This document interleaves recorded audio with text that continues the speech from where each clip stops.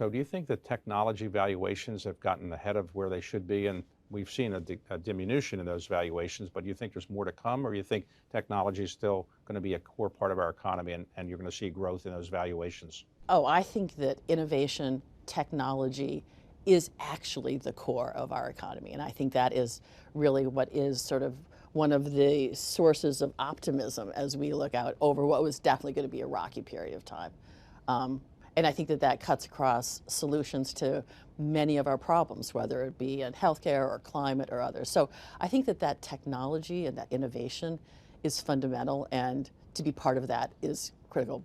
But I also think we've gone through a period of dramatic inflation of asset prices, particularly in some of the highest growth things. I mean, the NASDAQ has compounded at 14% for the last 10 years.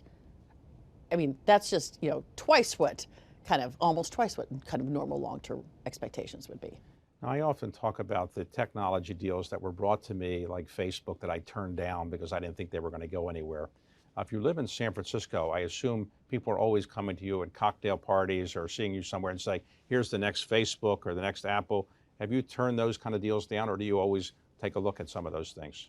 Again, we at Hall Capital are really disciplined in terms of sticking with investing with the very best professionals in the field. I know how hard it is to be great at any sector of investing, whether it be venture investing or risk arb investing or global equity investing.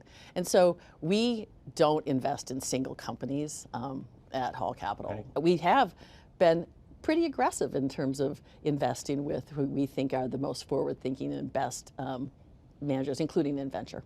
Some of the best venture funds that are in San Francisco, for example, or in Silicon Valley, they're hard to get into. If you call them up and say, we're Hall Capital Partners, we want to get in your fund, is it easy to get in because of who you are, or is it still hard? It's hard for everybody, in part because there's just limited capacity. But one of the things that we have done, I think, particularly well, is to align and cultivate relationships what were then the next generations. So, 15 years ago, to align with firms that were starting up that are now some of the leading firms is a place we have built some very good and productive, profitable relationships. But if somebody came up to you in a cocktail party, let's say it's Mark Zuckerberg, and he said, I'm starting a new company and my best friend is the best technology person in the world, this is going to be better than Facebook or Meta, you would say, that's just not what I do? Yes. But I would say, probably interesting to do something, size it appropriately.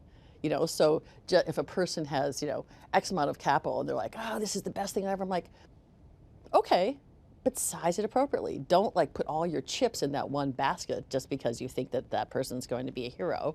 It is still, a startup company, and some of them have binary outcomes.